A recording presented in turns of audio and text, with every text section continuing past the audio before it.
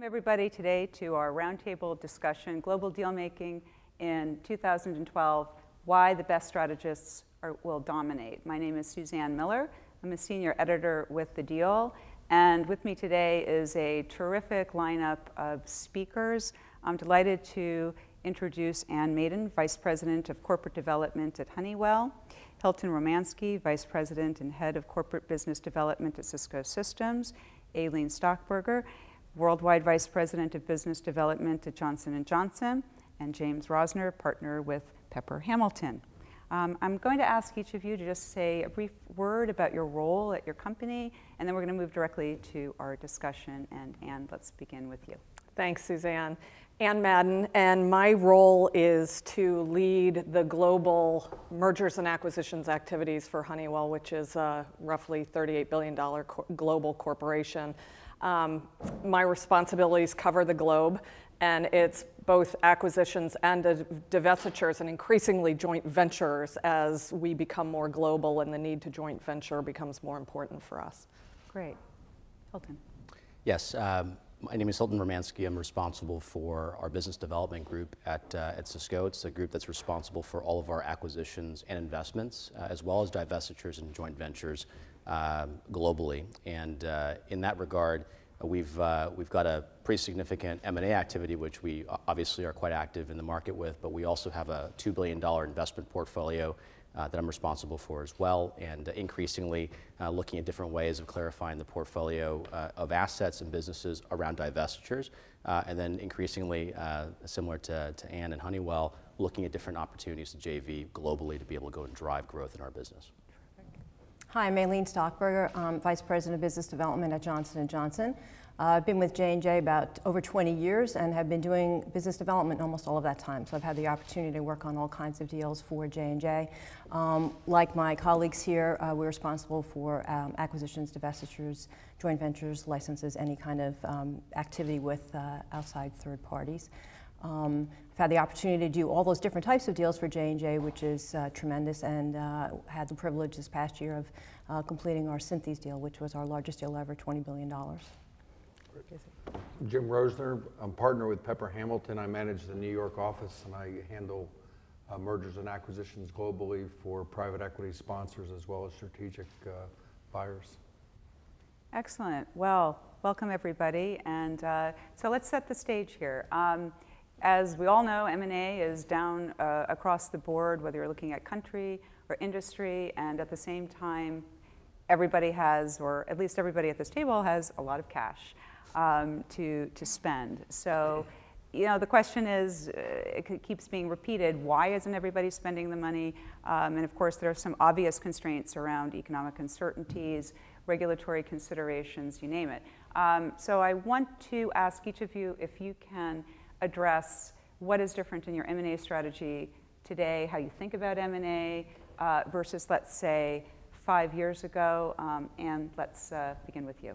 Yeah, I think, you know, there's not a lot of difference from our perspective at Honeywell. We've always been an extremely cautious acquirer. And today we live in a global environment where it is just so much harder to get not only organic growth, but it's harder to get inorganic growth and be confident that you're going to deliver value to your shareholders. And I think that the concern around, are we going to be able to do due diligence the right way? What's going to happen next? Have we looked at enough quarters, you know, in this target's performance to be able to understand what it's going to mean to us? Can we get the synergies? Can we deliver the value? And I think that that is putting a bit of a chilling effect on people's desire to go use M&A as a tool for growth, because it's by definition a riskier way to grow. And Holden, I mean, is that a factor that has become more prevalent in terms of this concern about risk and the adversity around doing more transformational deals? They're still out there, but we're not seeing as many. Yeah, Suzanne, we are at Cisco, and I think broadly within the IT industry, seeing a major transition that's becoming quite evident to us in terms of mobility in cloud, right? So the ability for we as individuals, employees, as well as consumers to be able to interact with technology and content anywhere on any device. And I think that that major transition for us is actually forcing us to be a bit more aggressive and risk-seeking in some of the things that we're looking at to be able to go and take advantage of some of these transitions in the marketplace. And fundamentally, we believe that our ability to deliver on shareholder value is going to be based upon some of these key strategic moves. So what you've seen over the last 18, 24 months from Cisco is actually a bit more of an active pipeline of activity, and trying to use the investment portfolio that I talked about a little bit earlier as a way to be able to see around the corner a little bit. So one way that we try to mitigate risk is by investing in companies or investing in markets to be able to get visibility into how that transition is going to play out, and then ultimately driving M&A in areas where we think that we can play and win. And ultimately that allows us to be able to do the kind of due diligence that's going to be critical to make certain that operationally, after the deal is done, because that's in some ways sort of the easier part, when the rubber hits the road, that the integration of some of these capabilities becomes successful, and then we ultimately return shareholder value. But we are actually seeing more of an opportunity as some of our competitors lean back and perhaps are not as active, for us to move forward and be able to drive some of these more transformational plays. That's interesting. Aileen, what are you seeing? What is different for you? So I know that you say statistics are down, but we've done our best to keep statistics up by doing our largest deal ever this year. So we are obviously still quite active. In a lot of ways, I don't necessarily see a change from 5 years ago, because I think for us it's still all about the strategy. You need the strategy. Why are you doing a deal? What's the reason for it? And that strategy needs to be solid. I think to Anne's point, and I agree with her, growth is tougher to get today for all of us around the world. So I think that in some ways makes deals more important. But I think also I agree with both Hilton and Anne, it makes due diligence more important. I think you really need to look at those deals. You need to make sure you feel comfortable with the forecasting, and you feel comfortable with the company you're acquiring. So I think our strategy and our methods are still the same. We look for strategically important deals, and we will continue to do those. Big, small, medium size, whatever. Yeah, and we're going to certainly get into the issue of due diligence, because that's certainly key to all of us here, to all of you here. But would you say that the overall risks have generally gone up in terms of this constraint that we're seeing? And when we talk about growth being harder to come by, is that because of what we're seeing just in terms of economic growth and constraints, or is that because there's been a reassessment about how successful a lot of deals have been in the market, looking over time in terms of how everyone has measured them? Yeah, I think we were probably a little bit more generous with our growth rates on deals, and we weren't as scientific, and we didn't put as much rigor behind them in the past, potentially, as we certainly do now. And I think if those growth rates are smaller than they were, you need to be certain that you're going to be able to achieve the growth that you are predicting in a deal. So I think from that standpoint, I would say in due diligence, we're spending more time looking at that. That's a really interesting point. So, Jim, what are you seeing on this? I see, from an optimist point of view, I'm really seeing two things that suggest the deal market will be coming back. One, the number of corporate carve-outs we're starting to see, companies shedding non-core assets, non-core businesses, seems to be in like my little world a tick up. And in some of the developing countries where we've done some transactions, the protectionist attitude, I think, is starting to recede, and people are realizing that to have investment inbound, you need to open up your markets more. And so in some of the developing countries, we're seeing much more of a willingness for foreign investment. So those are the two optimistic signs, and hopefully it'll be followed by more strategic M&A. So that actually, this issue of growth overseas takes me to our next question. And of course, that's one of our themes for the Roundtable, is global growth, global strategy. So many companies are continuing to talk about their expectation of doing more deals overseas, in particular in markets like China. It's interesting when you look at the statistics about who's doing deals where. And there's been a kind of a fall off with the US doing deals overseas, and that may be a factor that overall deal activity is down.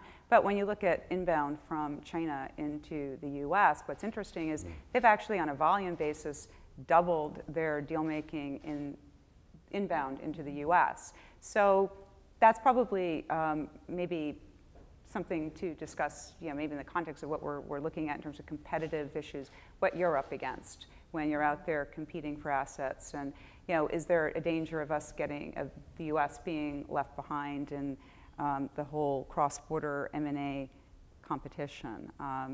So, Anne, what are your... Yeah, I think China is such an interesting topic on so many different levels, but to back up to the first part of your question, we have focused most of our outside the US M&A energy largely in Europe and in China. And when you talk about high growth regions, China's really been the nut we wanted to crack because of the obvious attractive growth characteristics there.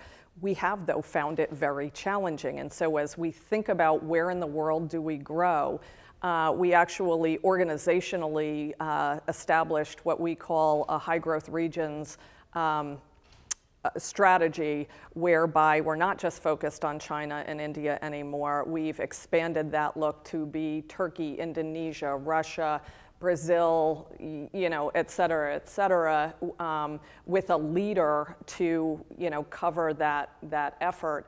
In China, we developed what we like to call being the Chinese competitor, and it's looking and behaving like the nimble, lithe, local competitor, because the Chinese competitor has become so big and so important and such a challenge to overcome. You can't just go there and expect to win.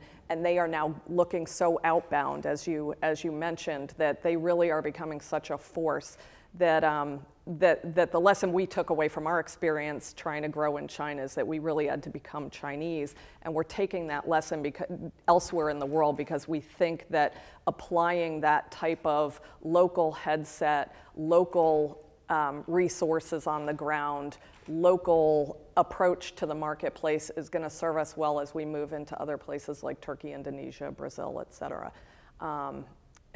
Versus big US MNC, multinational corporation swooping in and just behaving one size fits all the way we normally, the way we would. And you did a deal in 2008. Was that the only deal that's the primary transaction that you've done in China? We've done a number of transactions in China, largely joint venture, largely joint venture related. Yeah. Right. Okay. Now, Aileen, I have to pan over to you, because I know you did the Daibo Cosmetics transaction, which you closed in 2008, and you did another transaction in China this year. And I know that you spent a lot of time in the run-up to closing the Daibo transaction in 2008. I think it was something along the lines of 5 years. So, what is your experience? What are the lessons that you've been taking away and building a beachhead in China? Sure, I think, and as you mentioned, we closed the Daibo deal in 2008. And I think even since 2008, I think the China deal-making environment has evolved. So we were early on in doing an acquisition. Like Anne, we had a lot of joint ventures in the past, but we hadn't done acquisitions. And to top it off, our acquisition was an acquisition of a state-owned entity, which was one of the first. So in a lot of ways, it was because it was the first in a number of ways for us, as well as the Chinese government. It's slow. You have to have patience. And what I learned the most from doing deals in China was have patience. And the other thing is, don't expect that a deal in another market is going to look exactly like a deal would in the U.S. And you have to be flexible, and you have to be willing to look at things differently. And take some time for the other side to look at things from your way. You have to see it from their perspective. And I think that took a little bit of time as well. I think we had, I don't want to say we're a deal-making machine, but we had methods and processes that we were comfortable with, and to all of a sudden say, gee, maybe we need to think about doing something a little bit different. That took a bit of time and learning on our part. So I do think it's patience and willingness to spend some extra time. I think it's also, we talk about due diligence. I think due diligence, be prepared to look for things that you wouldn't normally look for in a Western deal. So I think that was important for us as well. There were different types of things that we needed to look for and different types of issues that came up. So I think you just really need to be very open-minded and patient, and the deals will happen. Great.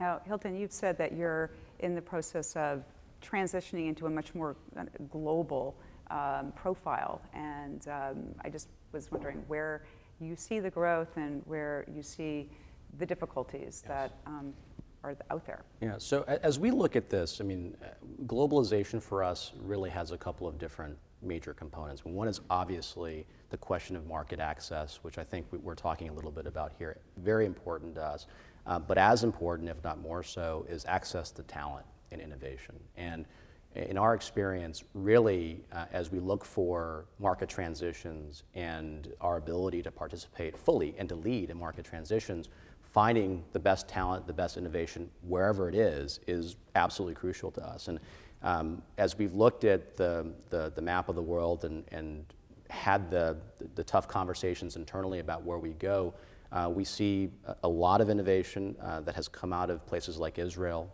certainly on the services side coming out of India, and increasingly out of China, where we have some formidable competitors on the global scale, as well as emerging Europe. And if you look at the overall strategy for the company, you know, our M&A strategy has to line up against where we think our investments will be longer term. So one of the key principles for us from an acquisition point of view is you can't go into a marketplace and have a 50-person or 100-person team standing alone, or even a large transaction that just stands alone. You need to have the ability to build up a significant presence over time. That does a couple of things. One, it actually communicates to the marketplace locally that you're serious about it. But I think more importantly than that, it creates longevity in your talent base. And as engineers especially transition from what they're focused on in the projects and business lines that they're driving as an acquired company, they're going to want to have the ability to grow. So we look very much at that total view of not just market access, but also talent. And we see those places providing a lot of that capability for us. And you know, this last year was a landmark for us because it was the first year that that we did a major transaction outside the U.S. of a multi-billion-dollar scale. So we acquired NDS, which is a sort of half Israeli and UK-based company for approximately $5 billion. And it will be a centerpiece for how we grow and invest in places like Israel long term. Right. Now, Jim, we have the benefit of your kind of broad perspective, you know, because you look cross-industry. What are you seeing in terms of where the obstacles to growth are, particularly in emerging markets? And I know you focused a great deal in India, so. Well, I mean, part of it is you know, as I think Ann said, you know, looking at a market as a U.S. company, but trying to acquire it with an understanding that it's not a U.S. company, it's not a U.S. culture, and bridging that, because at the end of the day, you still have risks as an American company, and you have to manage those risks. So you can't just, you know, turn off your American hat and go to India, China, or anywhere else, and let the local, you know, expertise, you know, assume things that, you know, with which they're comfortable, or something that, you know, your management's going to be comfortable with. So it's how you do due diligence, it's how you approach things, it's how you use your local team, how to use your U.S. team.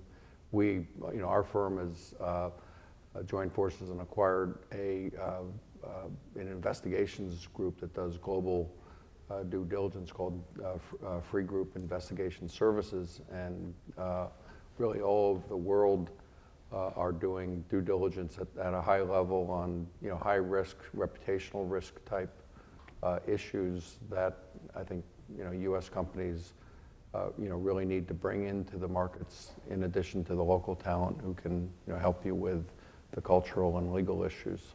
Yeah, no, that's interesting, and I feel like our all of the remarks that everybody is sharing in one way or another keep leading us back to due diligence. So let's turn to due diligence.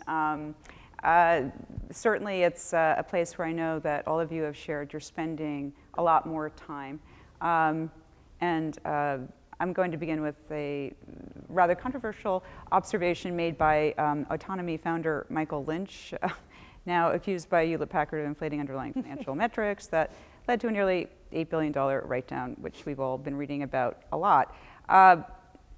Quote, "I can't understand how you can write down $9 billion of value and say somehow this was all caused by something you didn't notice when you did due diligence with 300 people. Now, I'm not going to ask anyone here because you won't answer anyway, you know, what you think happened there, because nobody really knows what happened there. But I mean, it does raise all sorts of kind of tantalizing questions about, or pertinent questions about, you know, I mean, it almost sounds like this could be like something you'd hear about in an emerging market situation. Mm-hmm. It's not. And again, it raises the question of accountability, like how people, I mean, is it how people actually drive this process? What is the risk of getting something wrong because you have a personal rapport with somebody that you think you don't have to look as deeply? I mean, it just seems like there's all sorts of potential traps that you guys spend, or probably have to spend a lot of time, because, you know, where's the buck stop? And it presumably stops somewhere along the line where you guys also sit. So I just want to ask what your thoughts are about how much time due diligence is occupying for you, and what you really focus on to get it right. Yeah. And we spend a lot of time focused functionally on our due diligence effort, but just to sort of lay the groundwork to Honeywell's approach, from the highest levels of leadership down, our philosophy is so strongly that there is no such thing as a must-have deal, and there's no shame in raising your hand and saying, I'm not comfortable with this, because we'll just walk away. And that is supported at the highest levels of Honeywell. So we talk a lot about the old Honeywell and the old style of approaching a deal, which sort of lent itself to the zeal for the deal, kind of carrying people away. We don't live that life anymore. And so when we go into due diligence, whether it be in the US or in China or somewhere in the world where, you know, we feel particularly attuned to the potential pitfalls, we make sure we have all the right functional leaders in place. They're experienced at doing due diligence, whether it's, you know, intellectual property due diligence, whether it's environmental due diligence, human resources, et cetera, to make sure that we're getting the very best eyes and experience looking at the animal that we're investigating. In places like China, we do make use of investigation firms because we have to. And we do that, frankly, at the very outset of due diligence, because we're not going to do the whole, you know, 9 yards if in the first month we discover that we have a problem that we know we're just never going to stomach. If we can't design a compliance program around it and know that we can comply with that program and have it in place day one, we're not going to do the deal and we'll just walk away. So that analysis and having good local advisors is really critical to the experience. It, you know, being pound wise and penny foolish relative to getting the best advisors you can going in really is not going to serve you well. And we like to do it sequentially, which takes a long time, but, you know, decide here what the deal killers are going to be. If you don't get past square one, you know, you put your pencil down and you call it a day. If you get past square one, then you onboard another element of it. You know, the joint venture agreement with Sinochem that we signed last year took us almost 2 years to negotiate, and it's because we wanted to be careful. They wanted to be careful too. We both had skin in the game. We wanted to make sure we were both the right partner, and that dance takes a lot of patience, to Aileen's point, and a lot of care. And the stakes are very high. You can't be wrong. I live in a world where we really, really can't be wrong. We have fought so hard to build a really stellar program, and it only takes one really bad one to destroy all of the goodness that you built. Right. So. And sometimes the issue is a $25,000 bribe that gets reported 2 weeks after the deal.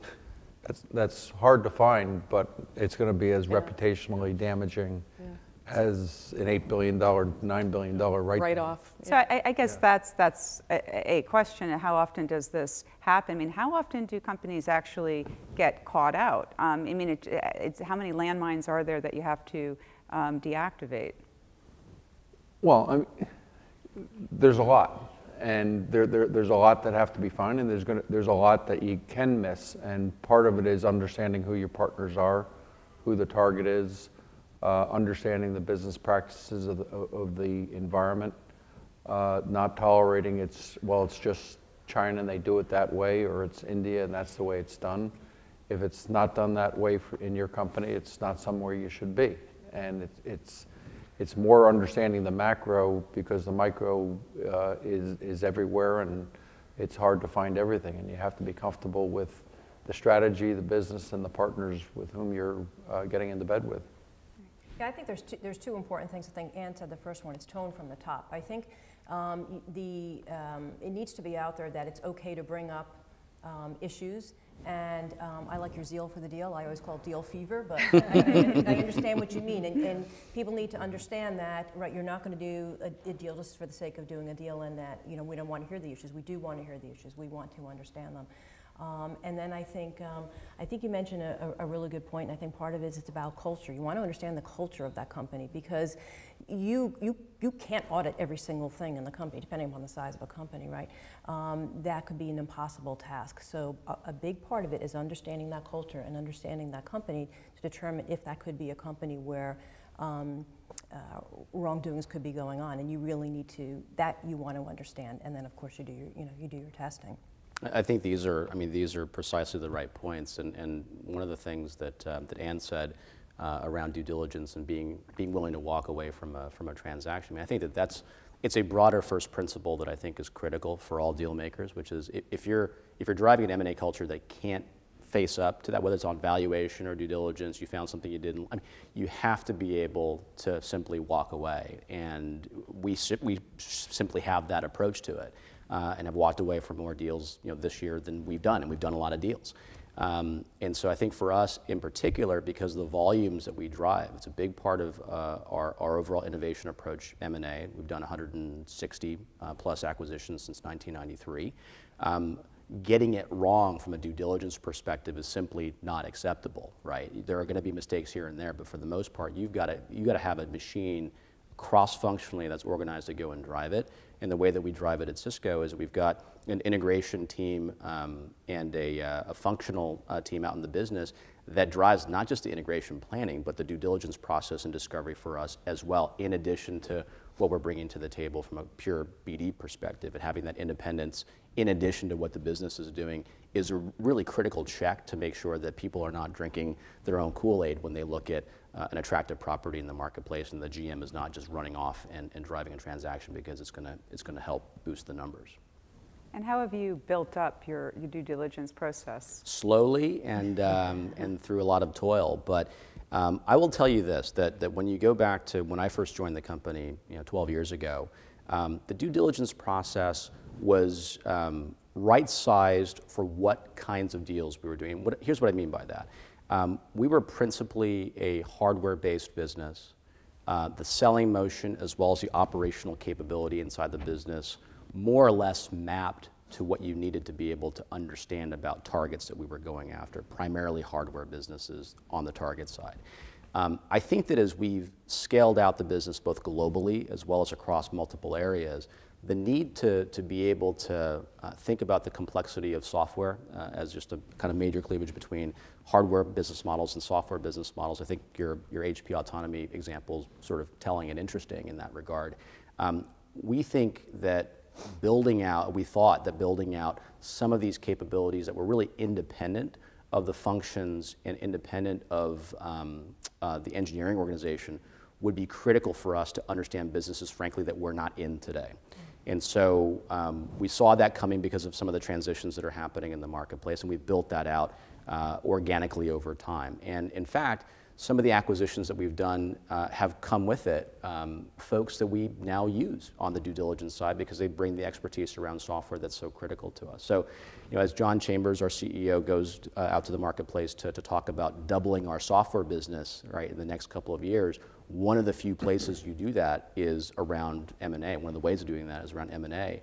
Our due diligence process has had to adapt to some of those business models, and I think that operationally, preparing the business, it's more than about figuring out what's inside of this box that you're about to bring in. What within your business needs to change so that when the GM owns the number, they can actually go and do the work that's necessary to generate revenues profitably. So That's a great point that leads into integration ultimately. You mentioned integration at the outset.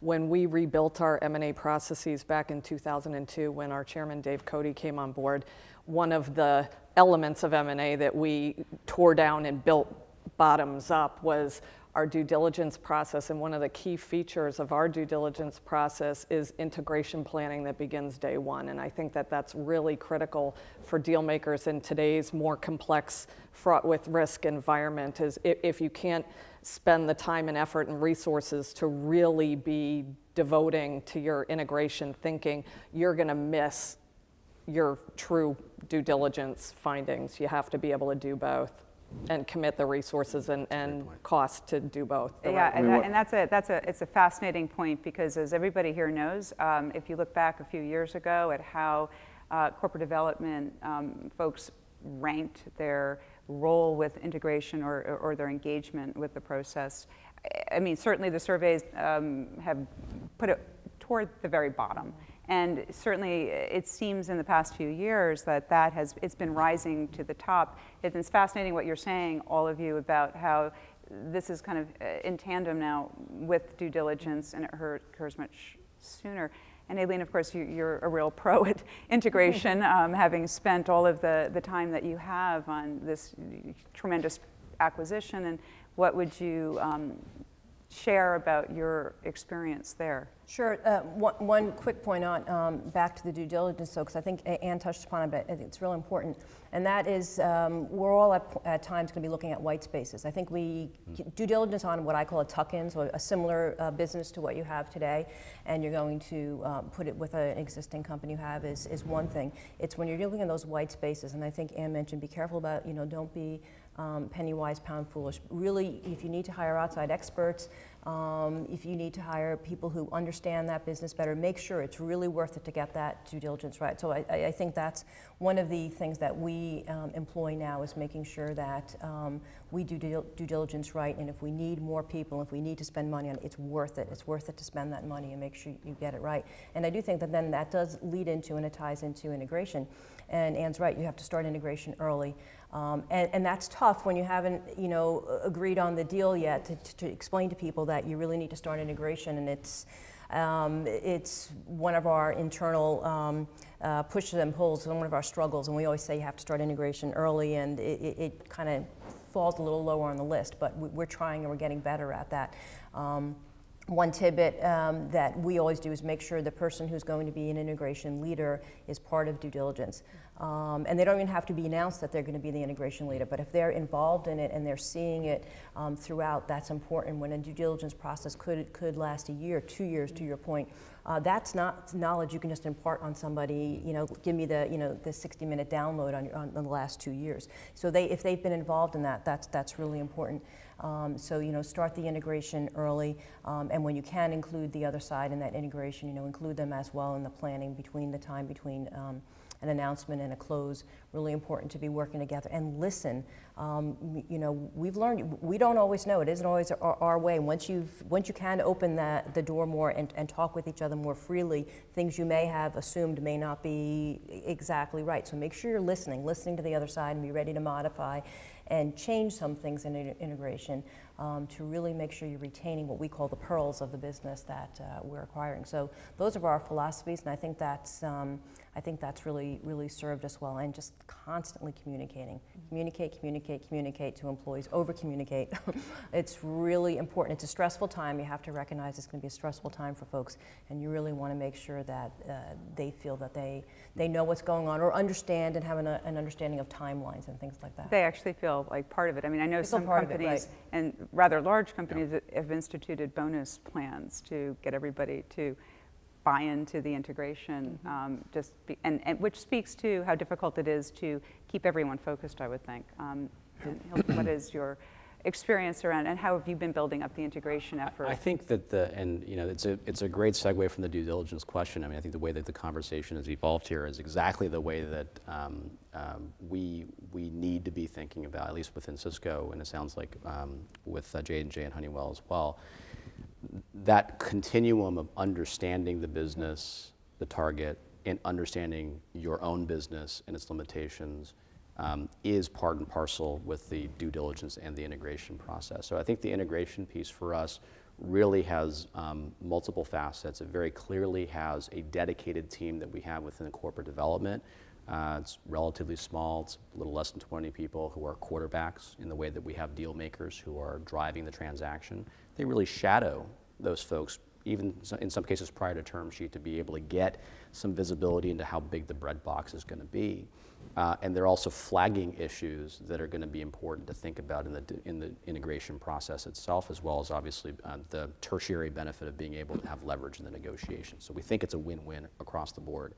On the integration process itself, we've got dedicated folks, roughly 300 actually inside the functions across HR and IT and legal and finance and engineering, who really have full-time jobs around integration. That's all they do. And so they see the reps from one deal to the next. And I think that continuity is really important. The ability to see the difference and to understand the baseline and to see what the foundation needs to be for a successful deal, because you've been able to look back and see what's worked and what's not, has been critical for us. And I completely agree that the point about being able to reach out to vendors and to third parties and help us where we don't have knowledge or capabilities is really critical. And in every single transaction, to Eileen's point on getting the other side involved, making certain that there's an integration lead in every target that we ever go after, so that there's somebody on the other side. It could be the CEO, could be the COO, could be the CFO, GC. I mean,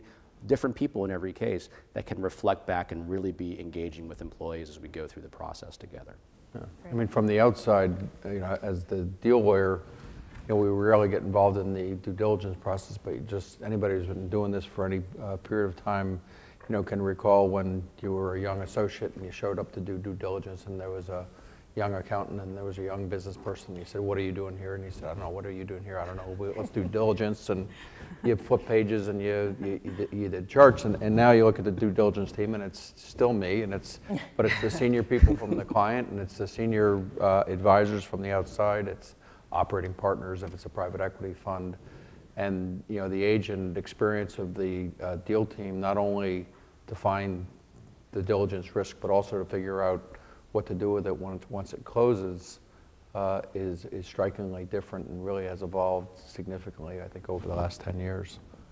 Mm-hmm. I wanted to kind of segue into the issue of risks, since due diligence is about ascertaining what those are.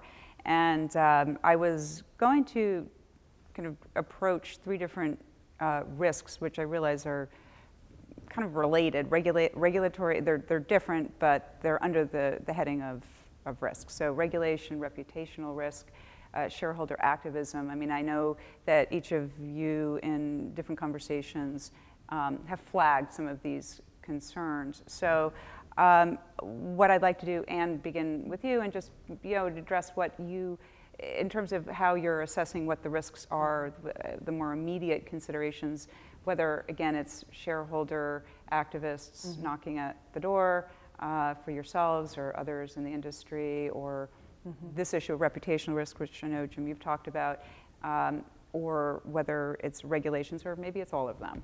Yeah, well, I think any large company obviously has to deal with all of those risks and think about all those risks as we think about portfolio management. And from an M&A perspective, the risks that I have to deal with on a global basis are largely FCPA risks, other regulatory risks, environmental risks,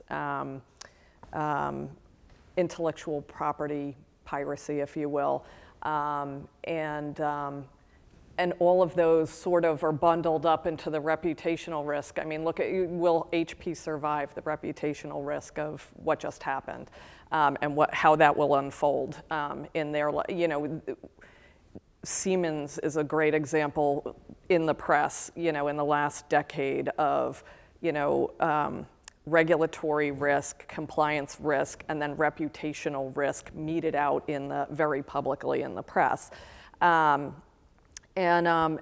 then from a shareholder activism perspective, I think, no one is immune to activists seeking angles to try to generate value for their investments. And what we've tried to do, having we have a very active portfolio management scheme wrapped up in our strategic planning.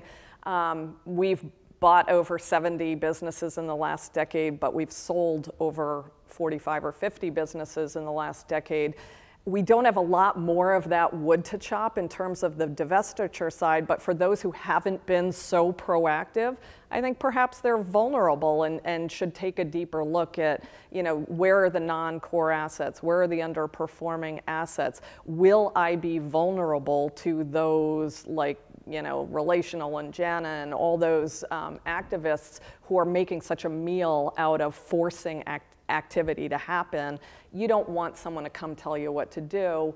You want to be proactive and do it on your own and be driving your own strategy. And it's not just a U.S. phenomenon. It's become very much a global phenomenon and something that everyone needs to think about and everyone needs to be cognizant of as they do their planning. Are you guys having a lot more conversation in-house around this, or is it just kind of everybody kind of has a shared awareness? We monitor it, and when we see someone taking a toehold in one of our peers, it becomes a conversation to renew the dialogue around why did it happen, what are they trying to probe, what activity do they want to result from the pressure that they're putting on the company. So we're certainly aware of it, and we have dialogue around it. And our job is to be very proactive in the way we deploy our strategy and run our M&A program. And so again, no one's immune, but being proactive is probably the best thing you can do.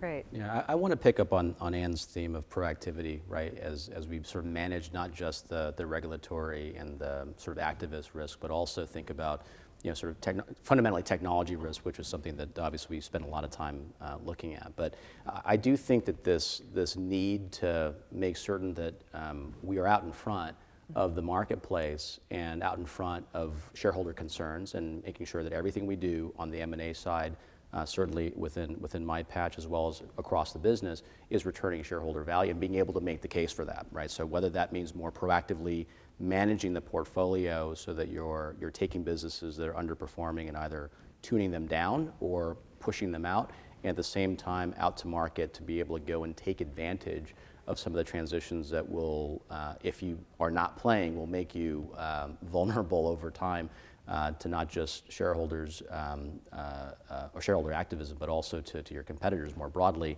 That's a really critical thing, and we think about that all the time. How do we stay in front of that? From the regulatory perspective, very clearly, and I'll just take a narrow slice of that, I think very clearly, as we have become more active, and certainly J&J and Honeywell have been more seasoned in terms of global acquisitions than we have. We've over the last decade or so begun to do more. I think that what we have learned from our experience in the US is that being out in front of the regulators and providing them with what they need to really understand what you're doing, whether it's in the motion of the business or from an acquisition perspective, on something like antitrust as an example, is really critical. So again, the proactivity that Ann talked about, I think pervading the way that we think about what markets we go into, how we communicate with our shareholders, making the case for the returns related to M&A versus other things that you can be doing with the cash, especially when you have a lot of it. And then obviously being out in front of regulators and being able to, again, over-communicate your position and why you're doing something is something that we try to drive as a way of mitigating the risks inherent to what we do. Great. Yeah, one of the things, as I think about it, I think it goes back to what Jim said in the way due diligence used to be done and the way it was, the way it is now. And I do remember the time sitting in a room where you had, 8 hours in the room with the binders and, and you went through them. Yeah. And now you have hundreds of people on the due diligence team, and they're specialists. They're specialists in SOX compliance. They're specialists in, you're doing FCPA audits. You're doing IP, but you might need to go outside to get IP attorneys who know the specific area. We're much more focused now on the due diligence, and I think that's our way of handling a lot of these I guess newer risks. They were there before, but maybe they've just reached the limelight more.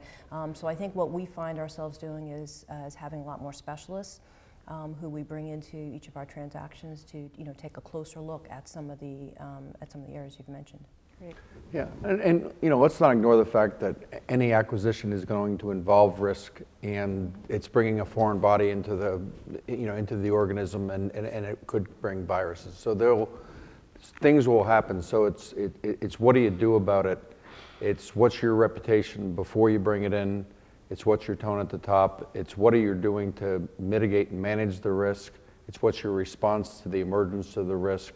Those are the things that are going to affect it. You're not going to ever acquire a company free of risk. I mean, the only way to be free of risk is don't do an acquisition. That's right. And it really is part of the integration process of being prepared for the risk, managing it, having the reputation of the company that's doing the acquisition that can withstand that and doesn't have a reputation of being, as callous and ignoring those kinds of risks in their own company. So it's the tone at the top, it's the company's reputation that does the acquisition, it's the response, it's the work done to try and identify it and mitigate it. Well, great. We're actually, as I look at our time, we're coming closer to time, and we cannot conclude a deal outlook roundtable without talking about your outlooks. So I would like to just ask each of you, how busy do you anticipate being over 2012? What are you looking out for? What types of opportunities and where? And shareholder activism, or is this going to be higher up on your radar screen? What's ahead? Well, for us, we've always been kind of a middle market acquirer in terms of size. The largest deal we've done in the last decade was $2.4 billion, which, one could argue is still a small-ish deal for Honeywell given its size. So our real comfort zone is in that middle market, mid-size M&A category. I think we will continue to do that and continue to focus on those transactions in the spaces that we feel are, the most ripe for doing good deals. Despite the disconnections in the global economy and, people feeling more cautious as we do and will continue to feel, it always results in opportunity. And so we will continue to look for M&A as an opportunity, but with that heightened sense of needing to make sure that maybe we do diligence for a few more quarters than we normally would, to watch what's happening in the financial performance, watch what's happening in the market before we get the confidence to deploy capital there. And JVs, I know Yes. you started the conversation by saying Yeah. that this is higher up on your radar screen. I think it is for Yes. everybody, actually. It is, and in fact, we just closed a transaction that was a joint venture in the US. I mean, people nowadays think about it as, a global phenomenon because sometimes you have no choice jurisdiction to jurisdiction, but we chose to do a joint venture in the US because we wanted to retain the key talent and the technology in their heads, and we wanted to have the skin in the game. To have a partnership over time, and the flexibility required and the creativity required for us to do that in the U.S. was something somewhat new to us, but I think it's a trend for the future, is that need for flexibility and creativity as you structure transactions in a complex environment.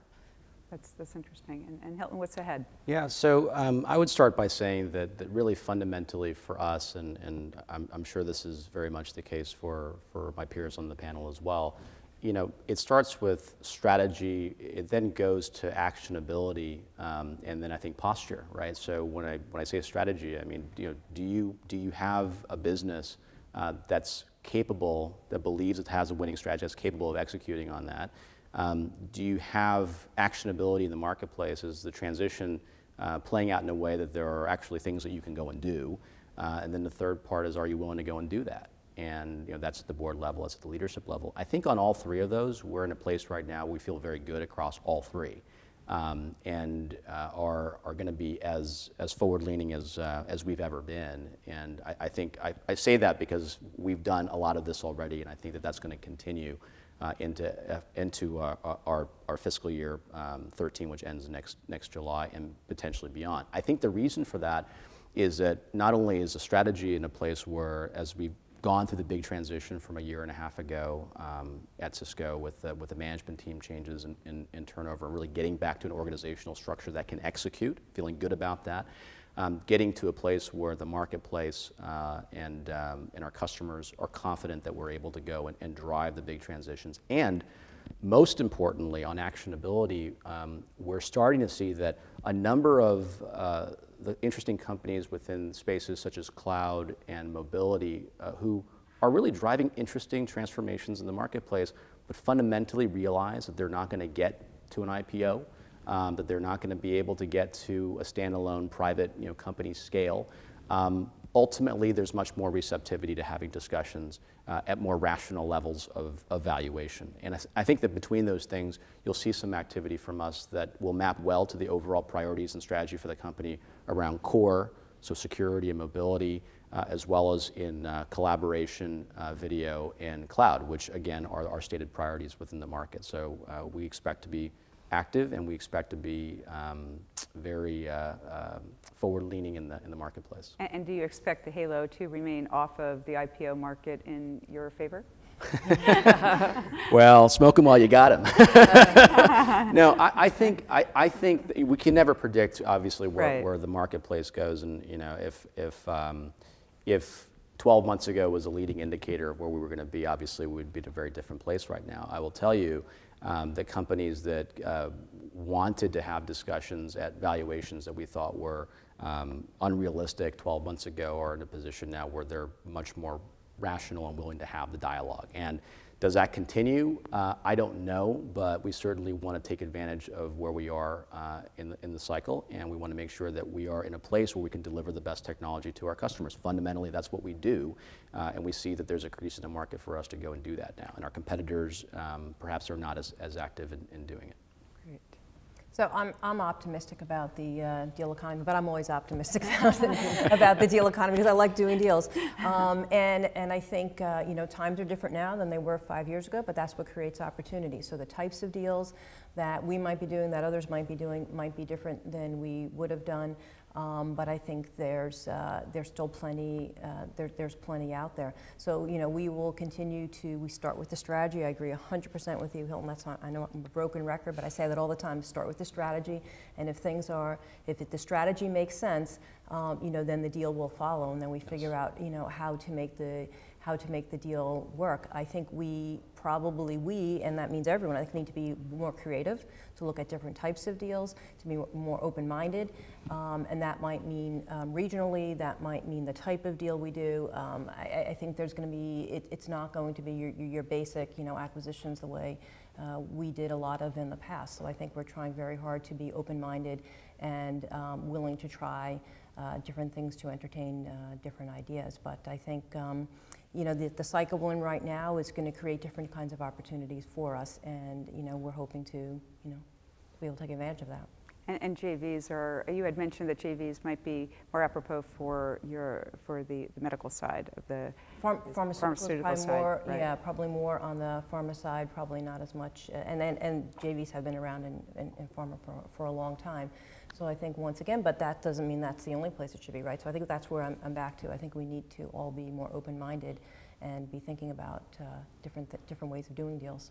And do you, in terms of your expectations around growth and extracting more growth, whether it's organically or whether it's through M&A, I mean, what are your thoughts about that when you look out over there? So I think we've always grown, both by a combination of organic and via M&A, and that's going to continue. I don't see that changing. What exactly is the mix? Well, that always depends, but it will definitely be the combination, and I definitely see that going forward. Right, great. Yeah, I mean, as I said from the outset, you're already seeing it in companies, in corporate carve-outs and the like. I don't think that any company can be complacent and survive, and they have to constantly look at their portfolio, add to it, subtract from it, look for new markets, and decide whether to get there organically or through an acquisition. And I think we're at the beginning of that for this cycle, not at the end. Well, I'm sure everybody is hoping that you're right. And with that, we're actually at time, and I just want to thank Anne, Hilton, Aileen, and Jim for really some excellent insights that you've shared here today. And thank you for being with us. Thank you, Susan. Thank you. Thank you. Thank you.